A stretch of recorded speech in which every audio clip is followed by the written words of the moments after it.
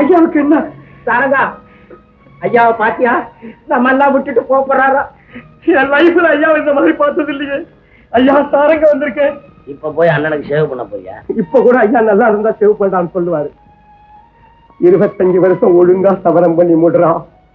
உனக்கு ஒரு வெள்ளி விழா கொண்டாடி இந்த ஊர்லயே உனக்கு ஒரு பங்களா வாங்கித்தாரேன்னு சொன்ன வாய்ப்பு வந்து போய் கிடக்கு. எதையும் சாதிச்ச இந்த இமயமலை திடீர்னு இப்படி சரியும்னு நான் நினைக்கவே இல்லடா, நினைக்கவே இல்லை. இவர் எள்ளுங்கிறதுக்கு முன்னால நான் என்னையா நிப்பேனடா. இந்த ஏகாம்பரத்துக்கு நான் ஒண்ணுமே செய்யலையேன்னு சதா சொல்லிக்கிட்டே இருப்பாரு. எனக்கு உடனே ஒண்ணும் செய்யல. இப்ப இதையா அவன் கேட்டான்? பேரு சாஞ்சி கிடக்கிற இந்த நிலைமையில தேங்காய் உடைச்சா மாதிரி உனக்கு நான் பதில் சொல்ல முடியல. சாரங்கா, அண்ணன் எல்லா விஷயத்தையும் உங்ககிட்ட தான் சொல்லுவார்னு இருந்தாலும் உள்ளூர எங்கிட்ட எவ்வளவு பாசம் வச்சிருந்தாருங்கிறது உனக்கு தெரியாதா? ஆமாங்க ஐயா. அப்ப என் மேல பாசம் இல்லன்றியா? ஏண்டா இப்படி போட்டிக்கு வர்ற? நாம இப்ப போட்டி போடுற சமயமா இது? ராமரே மறைஞ்சிட்டாலும் லட்சுமணனா பரதனா நாம இருக்க வேண்டாமா? அது உன் கையில தான் இருக்கு. வாங்க அண்ணே, வாங்க. வாமா அண்ணா. பெரிய அண்ணி வந்திருக்காங்க, கொஞ்சம் கண்ணை திறந்து பாருங்கண்ணா. என்னடா இப்படி செய்துட்டு உங்களை எல்லாம் சூழ்ச்சி வளர்த்தவும் இருக்கு. என்ன எடுத்து போடுற வரைக்கும் இருக்க கூடாதா? எனக்கு பால் வாங்கி தரேன்னு சொன்னீங்களே சித்தப்பா, ஏத்துதானே அதுக்கு ஆர்டரே வந்தது. பின்னாடியே தண்ணி வந்துடுச்சு. சிவபிரகாசம், பாரு சித்தப்பாவை. தகுந்தலா அப்பாவை பாத்தியா? மாமாவுக்கு என்ன உடம்பு? எனக்கு முன்னாடியே கடிதாசி எழுதிருக்க கூடாது? தந்தியிலையும் தங்காலையும் விஷயத்தை சொல்ற வரைக்கும் ஏன் விட்டு வச்சீங்க? என்ன மாப்பிள்ளை இப்படி கேக்குறீங்க? ஒரு நாளைக்காவது அண்ணன் தலைவலி காய்ச்சல்ல படுத்தது உண்டா? என்னமோ எதிர்பார்க்காம இப்படி நடந்து போச்சு. தம்பி சுந்தரத்துக்கு தகவல் கொடுத்துட்டீங்களா? லண்டனுக்கே நான் ட்ரங்கால் போட்டு பேசினேம்மா. நான் எப்படியாவது புறப்பட்டு வந்துடுறேன்னு அழுதுகிட்டே சொன்னாமா. நான் அப்பவே சொன்னேன் அவ்வளவு தூரத்துக்கு அனுப்ப வேண்டாம்னு. மாமா கேட்கல. இப்ப கொள்ளி வைக்கிறதுக்கு கூட பிள்ளையாருக்குள்ள உதவுறானோ இல்லையோ? வாய் வயிறுமா இருக்கு, அழக்கூடாது. வா இப்படி. அம்மா, உனக்கு வருஷ வச்சு சீமந்தத்தை சிறப்பா நடத்தணும்னு சொல்லிக்கிட்டு இருந்தாரு அக்கா. இப்பெல்லாம் ஆஸ்பத்திரியில பிரேமா பிரசவத்துக்கு ஏற்பாடு பண்றேன்னு பெரியத்தான் சொன்னாரு. ஐயோ பெரியப்பா, என்னால தாங்க முடியலையே.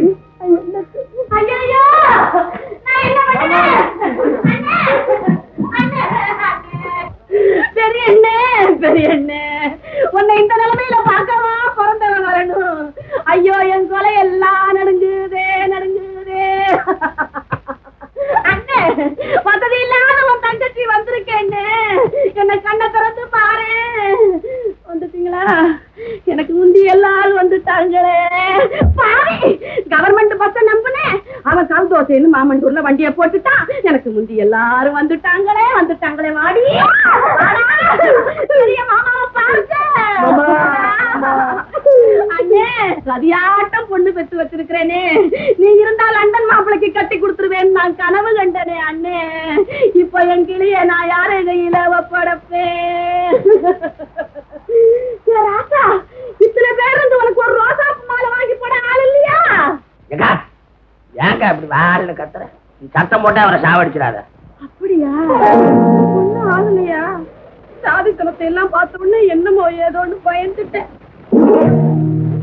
ஆமா, ஏண்டா உன்னை எப்படா உள்ள கேட்டாங்க? பீதாம்பரம், எல்லாரையும் ஹாலுக்கு கூட்டிட்டு போய் ஆளுக்கு ஒரு ரூம் அரேஞ்ச் பண்ணி கொடு. சரிண்ணே, எல்லாரும் மண்டாச்சு. ஆனா லண்டன்ல இருந்து சுந்தரன் தான் வரல. பண்ணிடுவான். ஏண்டா தம்பி, எனக்கு எங்க ரூம்? முட்டை வச்சுட்டு பந்தல் போட சொல்றாங்கவா?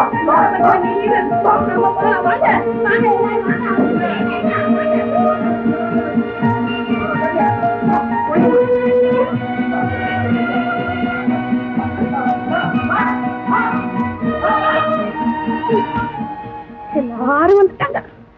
சந்த பந்தமெல்லாம் சில சில நம்ம மட்டும் இப்படி காஞ்சு தேஞ்சு போயிருக்கிறோமே. என் கண்ணு உனக்கு சுந்தரத்துக்கு ஒரு முடிச்சு போடுறதுக்குள்ள இந்த பழா போன கடவுள் எங்க அண்ணனுக்கு இந்த கதியை உண்டாக்கிட்டானே. ஆமாமா, பாரு சாந்தி போறத பாரு. நல்லா அடக்கோழி மாதிரி வீட்டுக்குள்ளேயே இருந்துகிட்டு சுந்தரத்துக்கு வலை பட பாக்குறவனா. இருடி இரு. அங்க பாரு, கோபி கீதம் ஒருத்தர் கண்ணாலே பார்த்து பேசி திட்டினாங்க.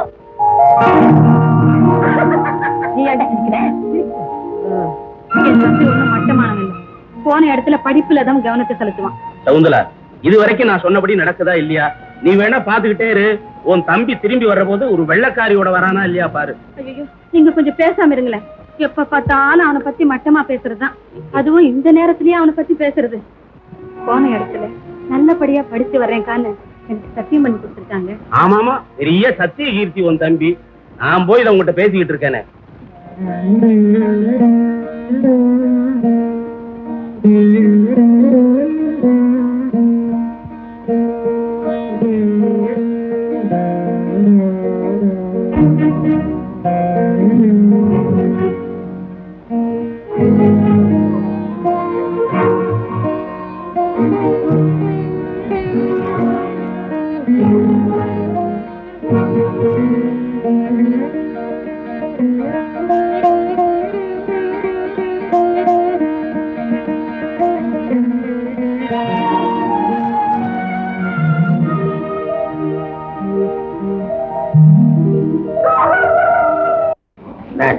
கோழியும் கூவுது, ஒன்றும் நடக்கலையோ? சத்தமே இல்லாம இருக்க ஊரு.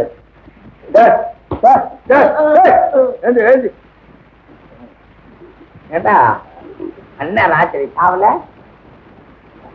வைத்தியமா? இல்ல இல்ல, கேட்டேன். எல்லாம் அமைதியா இருக்கேன்னு. நீ எதுக்கு இன்னைக்கு சனிக்கிழமை போய் ஒரு கோழி குஞ்சு வாங்கிட்டு வந்துரு. கோழி குஞ்சா? இப்ப எதுக்குங்க?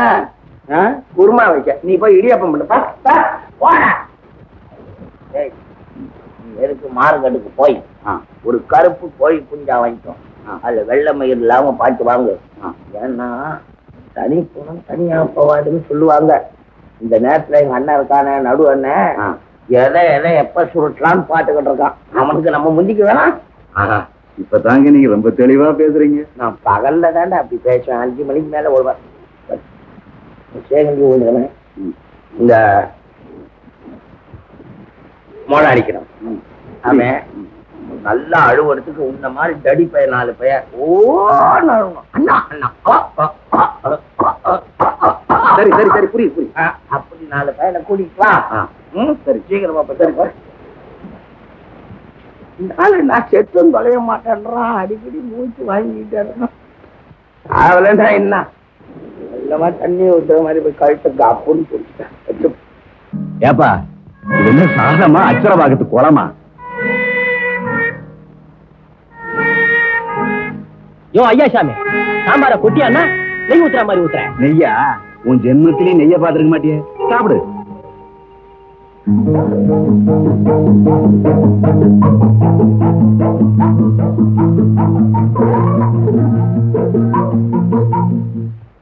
சாப்பிடுறா. ஏய், கொஞ்ச நாளைக்கு கறி சாப்பாடு கிடையாதுடா, சமாளிச்சுக்கடா. சீக்கிரம் சாப்பிடுறா, தலைக்கு மேல வேலை இருக்குடா. ஐயா படுத்தாலும் எடுத்தாரு, கல்யாண வீடு மாதிரி வடிச்சு கொட்டுக்கிட்டே இருக்கட்டா. காரியம் முடியாம ஒரு பயலுக்கு அசைய மாட்டாங்க போட்டு இருக்கா.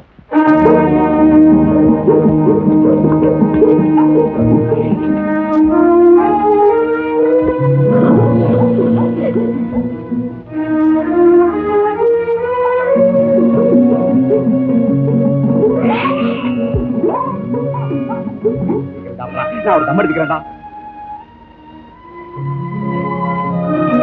ஏ பாப்பி, பாப்பி,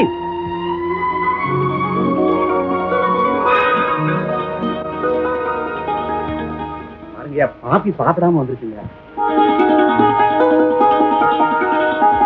ஐயா இருக்கிற நிலைமையில அதுக்கு சாப்பிட பிடிக்குங்களா? நாய் நன்றி உள்ள ஜென்மமாச்சுங்களே. ஆமா ஆமா, நன்றி உள்ளது. இது எடுக்கட்டுங்க, நீங்க வாங்கய்யா சாப்பிடலாம். நான் சொன்னதுக்காக ஒண்ணும் மலைக்காதீங்க. அது வாயில்லா ஜீவன். எல்லாத்தையும் எடுத்து போட்டு செய்ய நம்ம எல்லாருக்கும் சக்தி வேணும்ல. வாங்க சாப்பிட போலாம். சாத்தி மாமா, நாம போய் சாப்பிடலாம். இல்ல மாமா, நீங்க போய் சாப்பிடுங்க. மாமாவை நான் பார்த்தேன். ஏண்ணே ஐயா சாமி அண்ணே, சமையல்லாம் டால்டாவில அண்ணே. ஆமா, அதான் ரொம்ப பிரமாதமா இருந்தது. காலையில பொங்கல் வடை ரொம்ப நல்லா இருந்தது. கூட ஒரு கரண்டி கேட்கலான்னு பார்த்தேன். அதுக்குள்ளேயும் அடுத்த அலைக்கு போட்டியே. அடுத்த வேலைக்கு போட வேணாமா?